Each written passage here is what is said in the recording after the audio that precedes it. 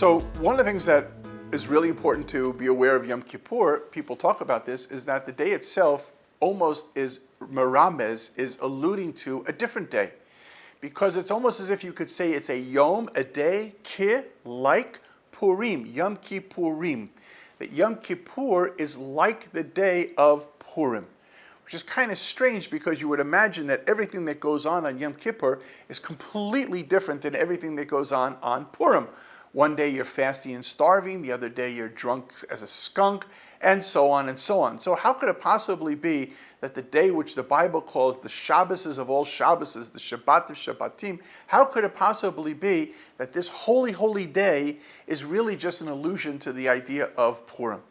Well, we know that actually there were 3 times that the Torah was given to the Jewish people. The first time was when Moshe came down with the 10 Commandments back in the month of Sivan. The second time is when he came down with the 2 sets of tablets for the second time after the first set had been destroyed in Tammuz. And that day that we actually received the Torah itself is Yom Kippur. And the third time we received the Torah was actually on Purim. Whereas on the receiving of the Torah, we said Nasa v'nishma. On the receiving of the oral Torah, which is what happened on Purim, we said Kimu v'kiblu.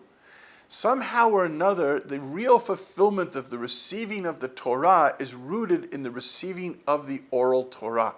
And therefore, there has to be something about the oral Torah which signifies the greatest level of the revelation of God in this world. And so while yes, it's true that Yom Kippur is a day where we reveal our inner ability to be saintly, to be angelic, to be like the angels, not eating, not doing this, not doing that, spending all day in the synagogue, hopefully elevating ourselves to great heights, still that's secondary to, instead of becoming angelic, to becoming human.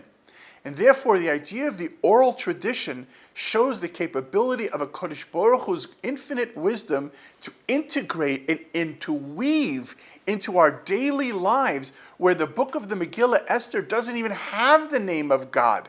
And yet it becomes the day where we are able to see God in every facet in our life.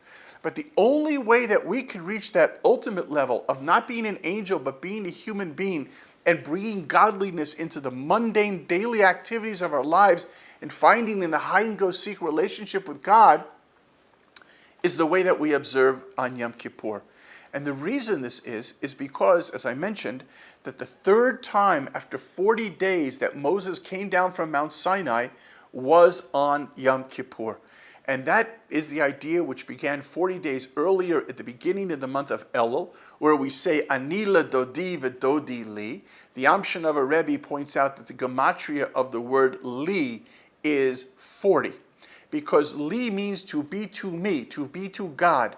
And therefore, when on the 40th day of Yom Kippur, we are at the level where we are able to give ourselves to God, then we are on the level where we can understand God in every facet in our lives, even as we reach to the day of Purim.